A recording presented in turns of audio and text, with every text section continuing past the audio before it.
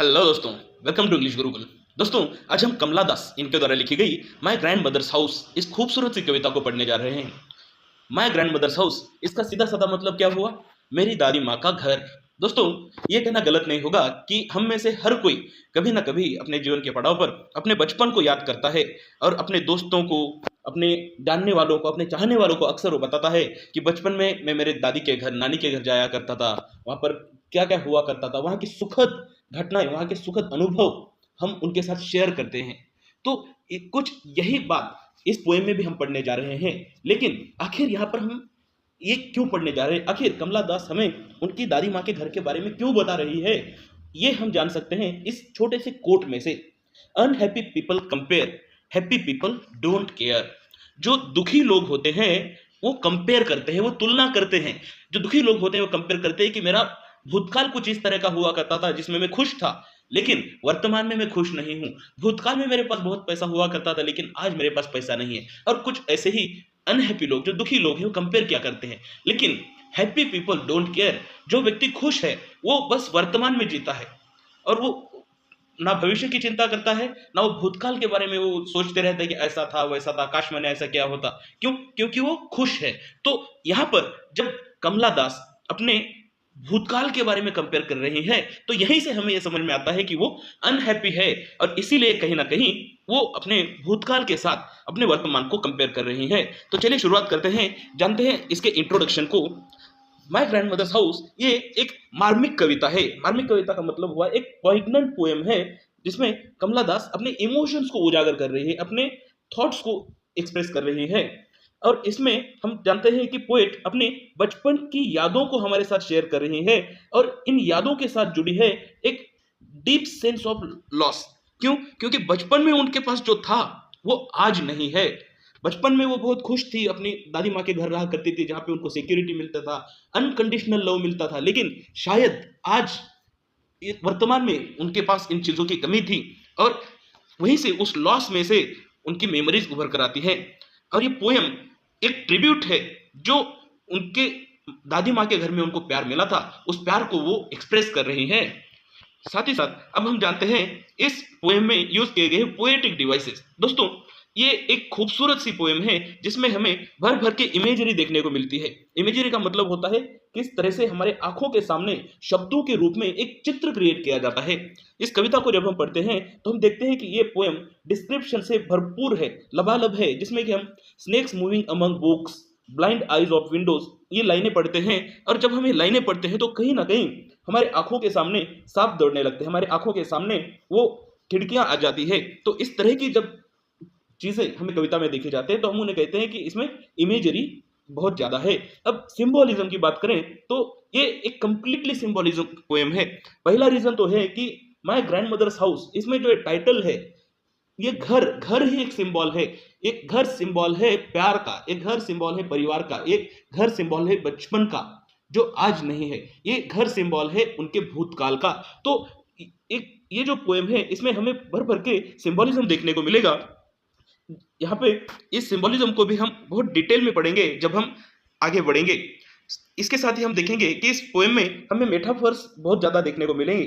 जैसे कि यहाँ पर ब्लाइंड आइज ऑफ विंडोज जब कहा जाता है तो एक मेटाफर हमें देखने को मिलता है। साथ ही साथ पर्सोनिफिकेशन की बात करें तो इस कविता में जो हाउस है, जो घर है, उसको पर्सोनिफाई किया गया है। पर्सोनिफिकेशन का मतलब होता है किसी अमूर्त चीज को, किसी निर्जीव चीज को जीवित वस्तु की तरह, व्यक्ति की तरह उसको एक्सप्लेन करना, उसमें इमोशंस दिखाना। तो इस कविता में हम देखते हैं कि घर को पर्सोनिफाई किया गया है।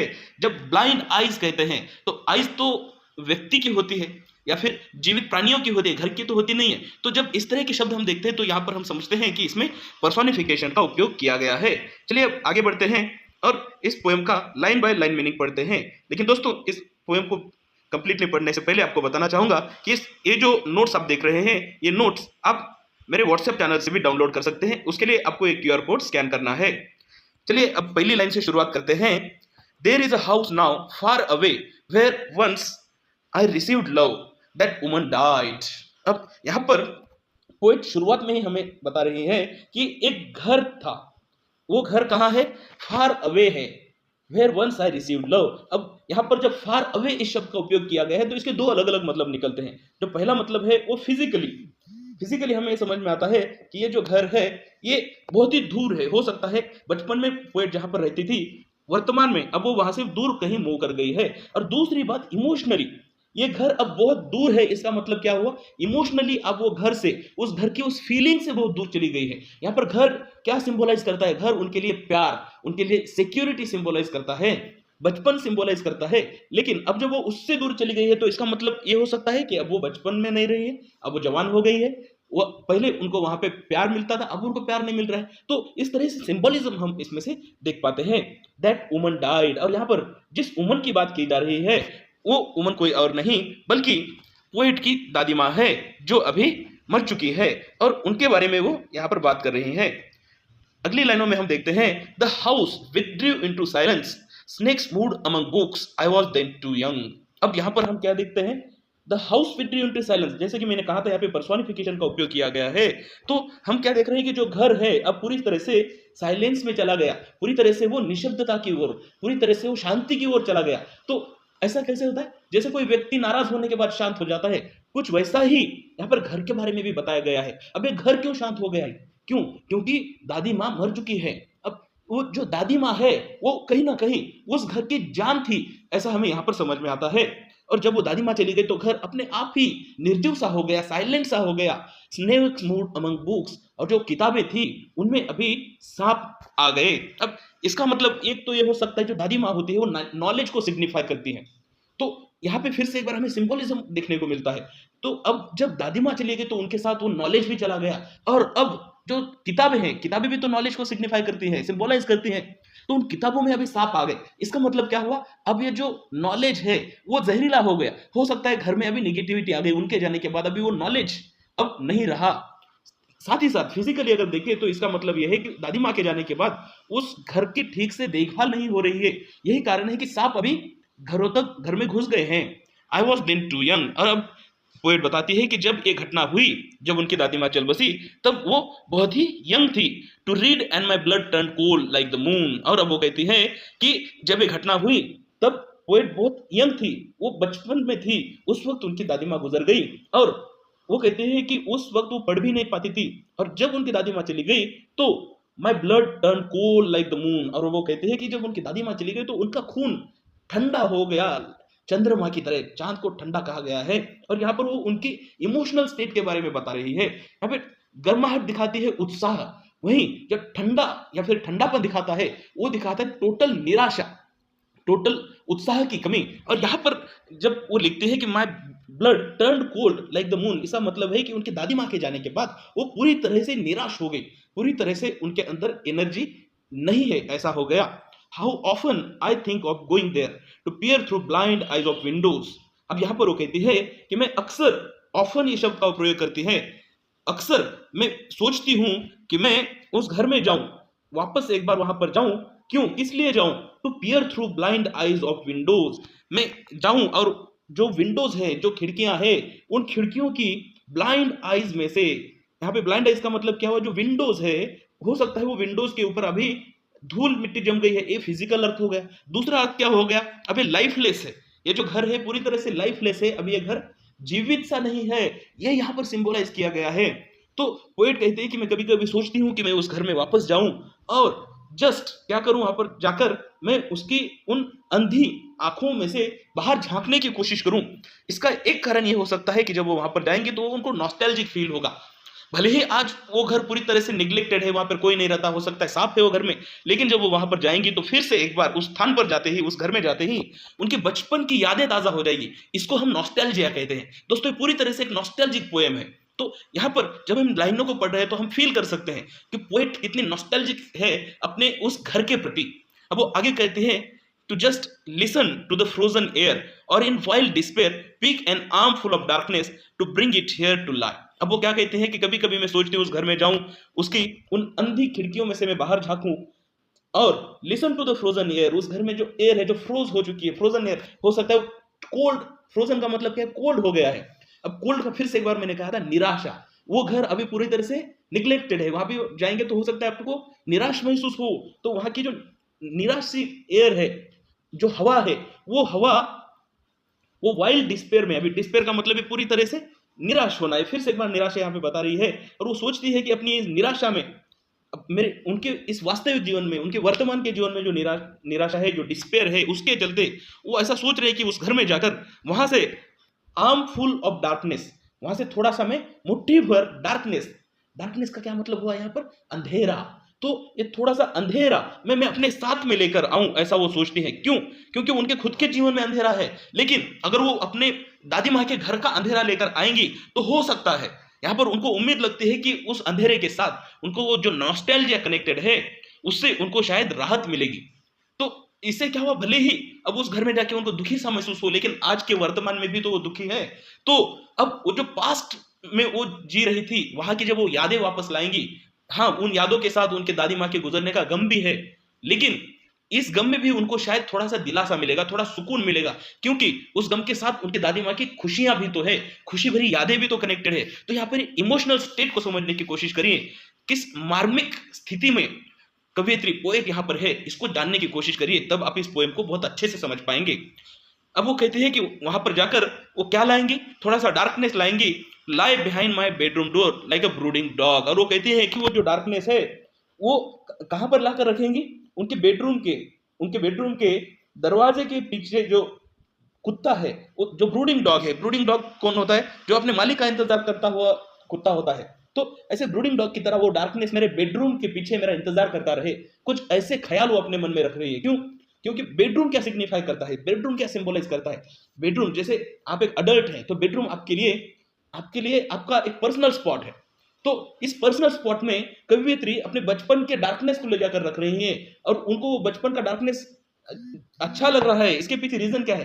रीजन ये है कि उनका जो वर्तमान है, जो प्रेजेंट लाइफ है, उसमें बहुत ज्यादा डार्कनेस है। तो यहां से कितनी गहराई हमको देखने को मिल रही है। You can not believe darling, can you, that I lived in such a house. और अब यहां पर वो किसी को संबोधित करते हुए कह रही है कि डार्लिंग, डार्लिंग, तुम ये बिलीव नहीं करोगे, तुमको ये जानकर आश्चर्य होगा कि मैं इस तरह के एक घर में रहती थी। तो यहाँ पर नॉस्टैल्जिया देखिए, कितना नॉस्टैल्जिया, वो जब सामने वाले व्यक्ति को यादें बता रही होंगी तो उनको नॉस्टैल्जिक फील हो रहा है। हो सकता है वो बता रहे हो सामने वाले व्यक्ति को कि मेरे बचपन में मैं इतना खेला करती थी, दादी माँ मुझसे इतना प्यार किया करती थी। और अब वो कह रही कि डार्लिंग, तुमको विश्वास नहीं होगा कि मैं एक ऐसे घर में पली बड़ी हूं। अब ऐसा वो क्यों कह रही है? क्योंकि उनके प्रेजेंट लाइफ में और पास्ट लाइफ में बहुत ही स्टार्क डिफरेंस है। पास्ट लाइफ जो थी, उनका जो बचपन था, उसमें वो बहुत खुशी थी, वो खुशियों से भरा हुआ उनका भूतकाल था, लेकिन हो सकता है वर्तमान उनका टोटली उसके विपरीत है। इसीलिए वो कह रही कि यू कैनॉट बिलीव डार्लिंग, तुम इस चीज पर यकीन ही नहीं कर पाओगे। अब आगे पढ़ते हैं, आखिर की 3 लाइनों में बढ़ते हैं। I was proud and loved. अब वो कहती है कि बचपन में आई वॉज प्राउड, मेरा खुद के ऊपर भरोसा हुआ करता था, मैं कॉन्फिडेंट थी, एंड लव्ड, मुझ पर प्यार किया जाता था, मुझ पर सब प्यार करते थे। I who have lost my way and beg now at strangers doors to receive love at least in small change. और अब आखिर की लाइनों में हमें कुछ रिविलेशन देखने को मिलता है, कुछ हमें सोचने के लिए, यहाँ पर इमेजिन करने के लिए स्पेस दिया गया है। पोएट कहती है I who have lost my way. अब वो कहती है कि मैं पूरी तरह से अपना रास्ता भटक चुकी हूँ। इंसान रास्ता भटक जाता है अक्सर। अभी किस रास्ते को भटकने की बात कर रहे हैं, इसका मतलब हमें निकालने की कोशिश करनी है आखिर के लाइनों में। अब वो कहती है कि मैं अपना रास्ता भटक गई हूँ, and beg now at strangers doors to receive love at least in small change. अब इसका क्या मतलब हुआ? अब मैं स्ट्रेंजर्स, अनजान व्यक्तियों के दरवाजे खटखटाती हूँ और उनसे मैं भीख मांगती हूँ कि मुझे थोड़ा तो प्यार दो। अब इसका क्या मतलब हुआ? हो सकता है पोएट कमला दास अपनी पर्सनल लाइफ से खुश नहीं है, हो सकता है अपनी मैरिड लाइफ से खुश नहीं है, और इसलिए वो स्ट्रेंजर्स, अनजान लोगों के दरवाजे पर वो दस्तक दे रही है और उनसे प्यार की भीख मांग रही है। तो कहीं ना कहीं वो एक्स्ट्रा मैरिटल अफेयर के बारे में यहाँ पर इशारा हमें दे रही है। वो हमें कहना चाह रही है कि मुझे मेरी वर्तमान जीवन में बिल्कुल भी प्यार नहीं मिलता है, ये रीजन है कि मैं स्ट्रेंजर्स के दरवाजे पर दस्तक देती हूँ और उनसे मैं भीख मांगती हूँ कि मुझे थोड़ा तो भी प्यार दो। या फिर इसका दूसरा मतलब ये भी हो सकता है कि उनके जो पति है वो उन्हीं को स्ट्रेंजर के रूप में कह रही, क्योंकि हो सकता है उनके साथ उनका पर्सनल बॉन्ड ही नहीं बन पाया है, इसलिए अपने पति को ही वो स्ट्रेंजर बोल रही है, और स्ट्रेंजर जो है पति, उसी के दरवाजे को खटखटा रही है कि मुझे थोड़ा तो प्यार दो। तो इससे हमें समझ में आता है कि एक व्यक्ति के जीवन में प्यार का कितना ज्यादा महत्व है। और इसी से हम इस कविता को कंप्लीट करते हैं और अब जानते हैं कि इस कविता में से हम क्या सीख सकते हैं। सबसे महत्वपूर्ण चीज है value of love and security. दोस्तों इस कविता में हम देखते हैं कि आखिर में जाकर हमें पोएट की बातों से ऐसा एहसास होता है कि जब उनको वर्तमान में प्यार नहीं मिल रहा है तो वो स्ट्रेंजर्स के दरवाजे खटखटा रही है कि मुझे थोड़ा तो भी प्यार दो। वो स्ट्रेंजर से भीख मांग रही है कि मुझे प्यार दो। और ये सिर्फ इस कवियत्री की या सिर्फ पोएट की बात नहीं है, ये बात हर एक व्यक्ति के लिए लागू होती है। हर व्यक्ति को प्यार की बहुत ज्यादा आवश्यकता है। हो सकता है व्यक्ति बिना खाने का रह सकते, एक छोटे से घर में रह ले, गरीबी में रह ले, लेकिन प्यार व्यक्ति को चाहिए ही चाहिए। दूसरी चीज हम समझते हैं इंपॉर्टेंस ऑफ चेरिशिंग मेमोरीज। दोस्तों हमारे जीवन में कहीं ना कहीं दुख आएगा ही आएगा, तो ऐसे वक्त पर जब हम हमारे बचपन की वो सुखद वो प्यार भरी यादें अपने साथ चेरिश करते हैं, संजोए रखते हैं, तो ये यादें हमें प्रेरणा देती हैं, ये हमें बल देती है, शक्ति देती है कठिन समय में अपने आप को धैर्य के साथ खड़ा रहने के लिए। और तीसरी चीज जो हम सीख सकते हैं वो है कोपिंग विद लॉस। दोस्तों हर एक व्यक्ति जो जन्मा है वो कभी ना कभी मरेगा जरूर। ठीक उसी तरह से पोएट की दादी माँ भी चल बसी और हर कोई व्यक्ति मरेगा, ये तो प्रकृति का नियम ही है। और इस लॉस से हमें कोप करना सीखना होगा। अगर हम किसी व्यक्ति के जाने के बाद ये सोचने लगे कि अब मेरी पूरी दुनिया खत्म हो गई, तो ऐसा कहना बहुत ही गलत है। हमें उस लॉस से उभरने की कोशिश करनी चाहिए और हमें खुद को ये सिखाना पड़ेगा, क्योंकि इससे ना कोई बच पाया है ना ही भविष्य में भी कोई बच पाएगा। दोस्तों उम्मीद करता हूं आपको ये कविता पसंद आई। अगर आपको ये नोट्स पसंद आए हैं तो मेरे व्हाट्सएप चैनल पे से आप ये नोट्स डाउनलोड कर सकते हैं।